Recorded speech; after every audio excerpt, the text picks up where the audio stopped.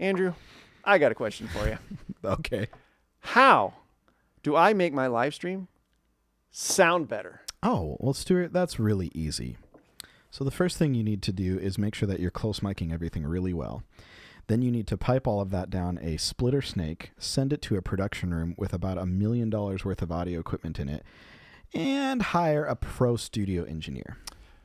You could also throw tracks in there, right? You could just have everything tracked out. It doesn't really matter who's on the stage. I mean, right? then you're basically videoing like karaoke. Sure. Yeah. Okay. Well, cool. All right. Well, that wraps that one up. See you later.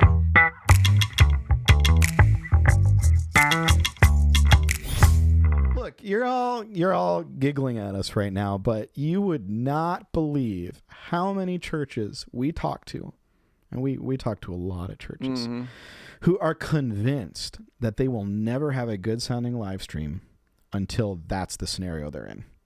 Do you know how many churches I know that are actually running that rig, by the way? How many? I think I can think of 3.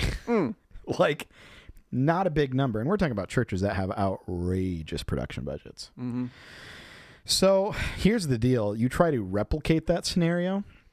And what a lot of churches do is they'll, instead of getting a splitter snake, which is an analog process, and we won't go into that right now, but it's a cleaner way of splitting signals. They'll do a digital split, which is fine. Most technology can handle that well. Most mixers today can do it good. And they'll run it to another room. They'll buy a really cheap digital mixer. They'll put a volunteer in there who's never mixed a studio album in their life, and they're listening on a really crappy pair of headphones. Sounds about right. Yeah.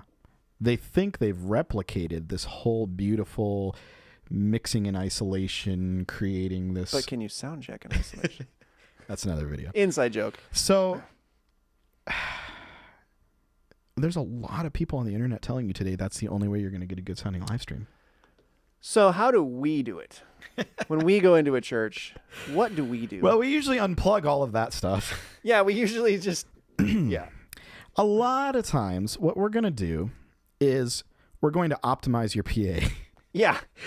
Like, and it's so funny. I just love it, guys. We love working with churches. You guys are the best. Love it. And it's funny because people will call us with these questions and we'll say, well, the first thing we're going to do is come optimize your PA. And they're like, why? Because everything starts there. Correct. And we've talked in other tech talks about how like that means tuning your drum set, making sure your instruments are working correctly, all the right power, DIs, all that stuff. Then we're, tuning the PA. That means the mixer's doing its job without overexerting itself or underexerting itself. It's just working the way it's supposed to. Mm-hmm. And all that stuff. So we clean up all the signal flow. That means whatever we decide to send to your live stream is going to sound good already because we've started with good information, right? But then this whole idea that you have to take all those stems, basically, people want to break them out into multi-track audio, run them to a separate system and mix them again. That's a good technique. We stole that technique from the broadcast world because that's how, like, you go to a football game and that's how it's done. The audio for the football game is going to one system for everyone listening in the arena. It's going to a totally different system for everyone watching on TV. They have to do it that way. And they're really good at it. Mm-hmm. Like everybody in that van who's mixing for that TV is really good. Yeah. They do it for a living. Yeah. Your guy who's mixing for your live stream probably isn't doing it for a living. Yeah. In most cases. So we tend to say, let's tune your PA, get everything good. And then most churches can find at least one good sound guy or one person who can be trained to do sound well. They have a good heart and they're learning. Yeah.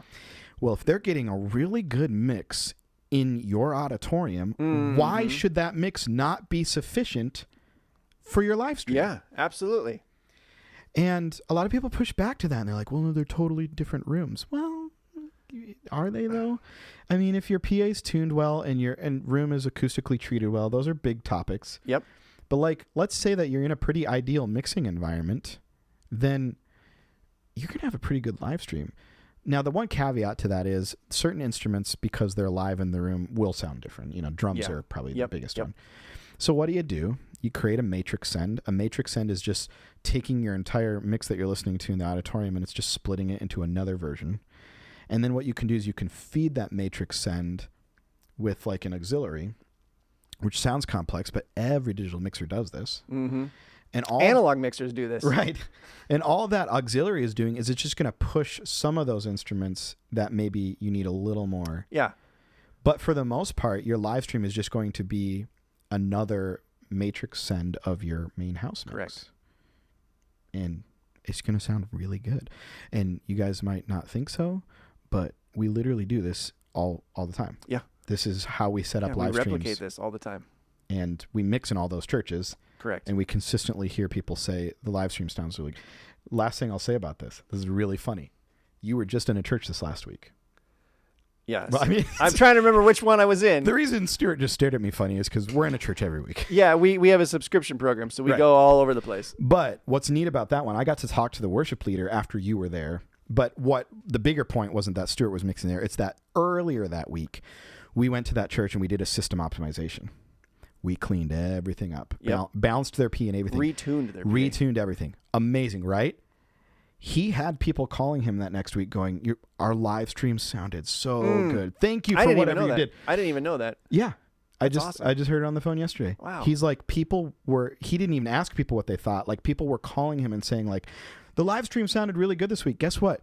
Everything we did in that optimization, most people would not think was helping the live stream at all. Yeah. Right? They thought we were tuning their auditorium and all that stuff. Yeah. But because we optimized the entire process, by the time it got to the live stream, they were getting to enjoy that too.